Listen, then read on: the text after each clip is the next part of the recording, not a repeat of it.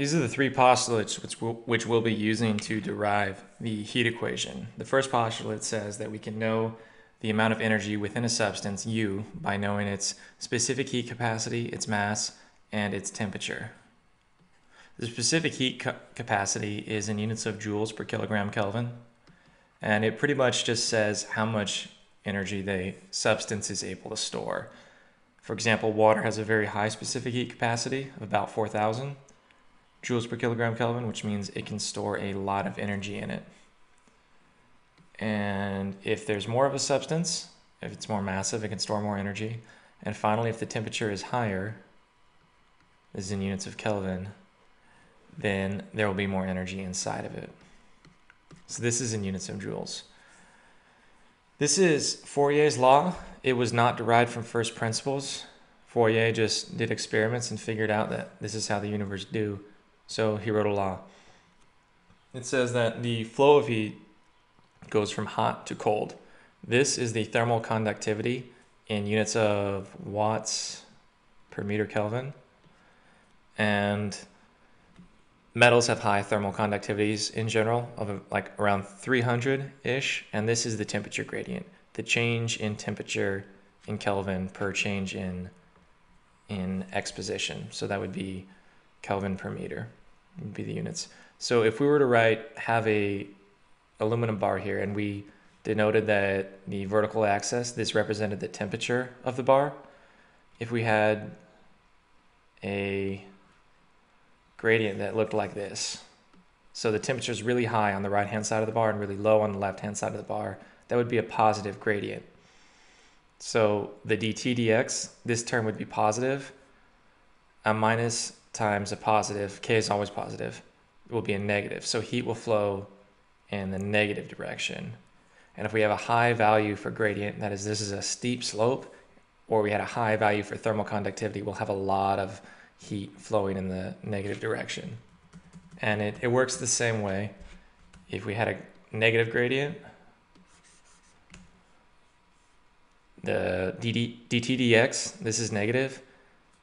Negative times a negative, that will be a positive. So we'll have heat flowing in the positive direction here.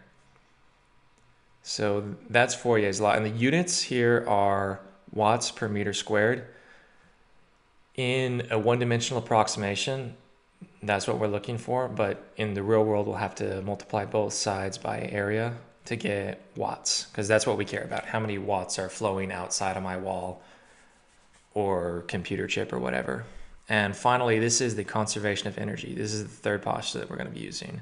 So say we have a lot of energy coming into a box and just a little bit coming out. Over time, the energy inside the box will fill up. Okay, and conversely, let's say we have, it's the same thing, just a little bit of energy coming in and a lot of energy coming out. A box that is full will empty over time. And that's the conservation of energy. So we use these three postulates. We know the internal energy of a substance. We have Fourier's law. We know which way, which direction, and how fast the heat flows, the heat energy. And we can use the conservation of energy to derive our final heat equation. So we start by defining an aluminum bar, and we put two mathematical cuts from it, one at x and one at x plus dx. This distance here is dx.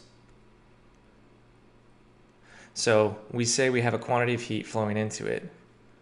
Q is coming into our little segment here.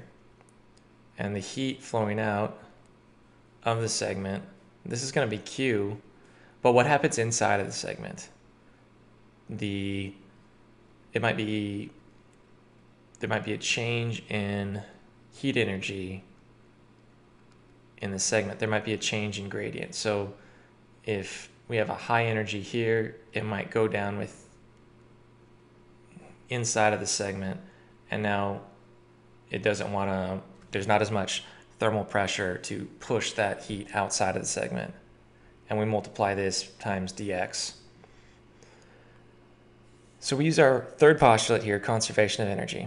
So we have the change in energy in the segment, so the change in energy inside of here per change in time this is going to equal to energy coming in, Q, minus the energy coming out, which is Q plus, this is the change of energy inside of the segment, times the length of the segment. And you can see the Q's cancel out. And we are left with just this guy, a negative dq dx dt. That's not a dt, that's a dx. Okay, so now we know what energy is. That was our first postulate. We know that energy is equal to the specific heat capacity times the mass, but we don't know the mass. But we do know the density of the material. Let's say we know that times the area. So kilograms per meter cubed, that's the density, times, and then if we know the area, that's the mass. We know the mass. So it would be dx times the area of this bar. This whole term here, that is the mass. And then the temperature of the bar. This, with respect to time, is going to equal minus d, and I am not going to write Q yet, because we know what Q is from Fourier's law. Q is equal to minus K times the temperature gradient here. Beautiful. And I don't have enough room to write it, but on the outside of this guy is a dx. So out here is dx. I don't know if you... So yeah, that's this guy right here, and that's included in here. All right, so we do some rearranging and some canceling. The dx's on both sides, they cancel out. Those are gone. And this should read area. Fourier's law, area should be included here because we live in 3 space, not 1 space. So we have area times dx. So the areas cancel out as well. The specific heat capacity and the density of the material, those are constant. And those are going to come on the outside here. And these should be partial derivatives. So minus K is going to come out. And this is the derivative of a derivative, which would be the second derivative of temperature with respect to exposition.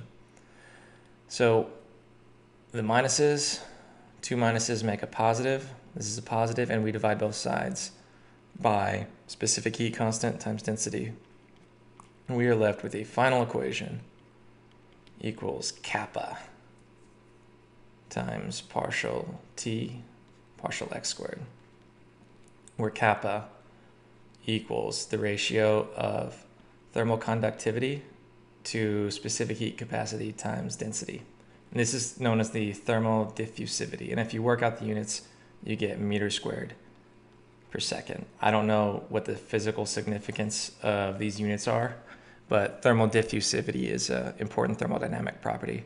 So now that we have the heat equation, in the next couple of videos, we're going to go over some examples of how you can use this in real life engineering applications. As always, thanks for watching.